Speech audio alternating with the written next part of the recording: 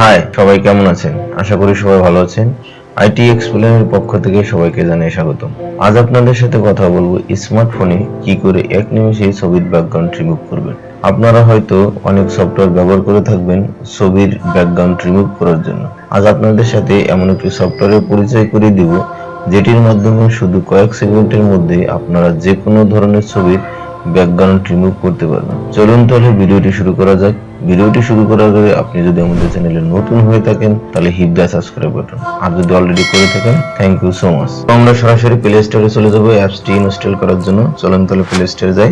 Play স্টোরে গিয়ে search বক্সে গিয়ে লিখবেন background eraser, BACKGROUND, background eraser, ERASER লিখে সার্চ করবেন।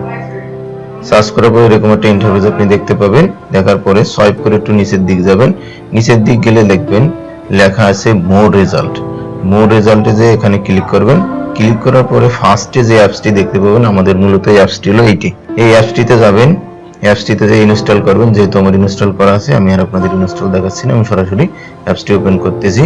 ওপেন করতে গেলে কিছু সময় নেবে। এরকম একটা ইন্টারফেস আসবে। এরকম একটা ইন্টারফেস আসার পরে নিচের দিকে দেখবেন প্লাস আইকন। তো আমরা প্লাসে ক্লিক করতেছি। প্লাসে ক্লিক করলে আপনারা সরাসরি আপনাদের গ্যালারিতে নিয়ে যাবে। গ্যালারিতে নিয়ে যাওয়ার পরে আপনি ছবিটা সিলেক্ট করবেন। তো আমি এই কর্নার থেকে এই ছবিটা সিলেক্ট করতেছি। দেখেন এর ব্যাকগ্রাউন্ডটা রিমুভ করবে। দেখেন এটা সিলেক্ট করার সাথে সাথে অটোমেটিক একা একা ব্যাকগ্রাউন্ড রিমুভ হবে। দেখছেন আমার আর কিচ্ছু করা লাগে নাই, একা একা অটোমেটিক রিমুভ হয়ে গেছে। তো উপরে কিছু অপশন আছে আর নিচে কিছু অপশন। তো উপরের অপশনগুলো আগে কথা বলি। যেটা ক্রস চিহ্ন আছে, আপনি যদি ক্রসে ক্লিক করেন তাহলে একদম অ্যাপসটির হোম পেজে চলে যাবেন। পাশেই আছে দেখেন আনডু। তার মানে কি আমরা এই ছবিটা ব্যাকগ্রাউন্ড রিমুভ করতে কেবল একটা মাত্র নির্দেশনা দিছি দিয়ে, তার মানে এর নিচে এক লেখা আসছে। যদি আমরা আরো কাজ করি তাহলে এর নিচে আরো সংখ্যা বাড়তে যাবে। পাশেই দেখেন রিডু, আর একদম এই ডান পাশে আছে দেখেন অ্যারো। এই অ্যারো চিহ্নিত করলে আমরা নেক্সট পেজে যাওয়ার জন্য করব। নিচের দিকে আসলে দেখেন এআই লেখা আছে। অ্যাডোবি ইলাস্ট্রেটরের একটা বুকমার্ক এরা করে দিয়েছে। এই অ্যাপসটিতে মূলত অটো রিমুভ করা হয় এটার জন্য। পাশে ইরেজার লেখা আছে, রিপেয়ার আছে, ম্যাজিক আছে, স্মুথ আছে, কাট আউট আছে, স্ন্যাপ আছে। তো সাধারণত আমরা কাজ করব এআই থেকে ইরেজার এবং রিপেয়ার, এই তিনটা নিয়ে কাজ করব। ম্যাজিক, স্মুথ এগুলো আমাদের অতটা বেশি ব্যাকগ্রাউন্ড রিমুভ করতে লাগবে না, যেহেতু আমরা খুব সহজেই ব্যাকগ্রাউন্ডটা রিমুভ করতে চাচ্ছি। তো দেখেন ইরেজার দিয়েও আপনি রিমুভ করতে পারেন। আর রিপেয়ার আছে। রিপেয়ার শব্দ হচ্ছে, দেখেন আপনি যদি রিপেয়ার করতে চান তাহলে রিপেয়ারে ক্লিক করলে এরকম একটা ইন্টারফেস আসবে। আসার পরে দেখেন শ্যাডো আকারের ব্যাকগ্রাউন্ড আসছে। আপনি যদি এই সিম্বলটা দিয়ে যদি এভাবে ঘষা দেন তাহলে দেখেন যে ব্যাকগ্রাউন্ডটা আমরা রিমুভ করছি এই ব্যাকগ্রাউন্ডটা আস্তে আস্তে ধীরে ধীরে ধীরে ধীরে চলে আসতেছে। রিপেয়ারের কাজটা হলো এরকম, দেখেন একদম হুবহু আগের যে ব্যাকগ্রাউন্ডটা ছিল ছবির সেটা। এবার ইরেজারের মাধ্যমে আপনি এটা ব্যাকগ্রাউন্ড রিমুভ করতে পারেন। তো ইরেজার থেকে ভালো হয় এআই। দেখেন এআই তে ক্লিক করার সাথে সাথে ব্যাকগ্রাউন্ডটা একাকাই রিমুভ হয়ে যাবে। তো ব্যাকগ্রাউন্ডটা একাকাই রিমুভ হয়ে যাবে। রিমুভ হয়ে যাওয়ার পরে আমরা নেক্সট পেজে যাওয়ার জন্য অ্যারো চিহ্নতে ক্লিক করব। অ্যারোতে ক্লিক করলে এখানে আছে ক্যানভাস।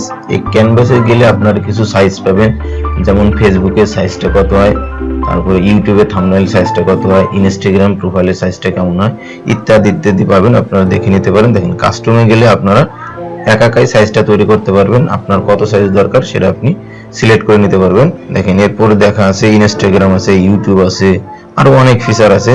আপনাদের যেটা লাগবে আপনারা সেটা ইউজ করতে পারেন। দেখেন যদি আমরা ওয়েলপেপারে যাই তাহলে ওয়েলপেপারের স্ক্রিনটা যে মার্কটা করা আছে এই মার্কটা গেলে আপনার ওয়েলপেপারে যাবেন। তো আমি সাধারণত ক্যানভাসে দেখাচ্ছি না, আপনারা দেখে নেবেন। আমি সরাসরি চলে যাচ্ছি ব্যাকগ্রাউন্ডে। ব্যাকগ্রাউন্ডে গেলে দেখেন ব্যাকগ্রাউন্ডে যাওয়ার পরে আমরা কিছু এক কালার পাবো। আপনার যদি পিসের ব্যাকগ্রাউন্ডটা যদি এক কালারের প্রয়োজন হয় তাহলে সেটা ইউজ করতে পারেন। আর নাহলে সফটওয়্যারে কিছু ব্যাকগ্রাউন্ড দিয়ে দিছে, যে ব্যাকগ্রাউন্ডের কিনায় একদম কর্নারে দেখেন প্রো লেখা আছে। এই ব্যাকগ্রাউন্ডগুলো আপনার ইউজ করতে পারবেন না, কারণ এই ব্যাকগ্রাউন্ডগুলো ব্যবহার করতে হলে আপনার কিছু অর্থ প্রদান করতে হবে, তাহলেই ব্যবহার করতে পারবেন, নাহলে পারবেন। যে ব্যাকগ্রাউন্ডের কর্নারে পুরো লেখা নাই সেটাই আপনারা ফ্রি ভাবে ইউজ করতে পারবেন। নিচে দেখেন একটা অ্যারো চিহ্ন দেওয়া আছে, এটা হলো ডাউনলোড। এটা ডাউনলোড করে নিতে পারেন।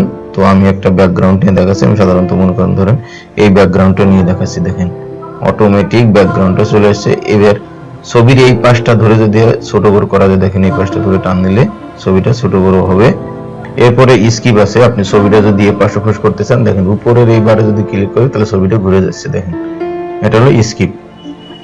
আরেকটা আছে নিচে +1 মানে এই ছবিটা যদি আপনি আরো এক কপি করতে চান তাহলে +1 এ ক্লিক করলে দেখেন আরো একটা কপি হয়ে যাচ্ছে দেখেন, দুইটা হয়ে গেছে।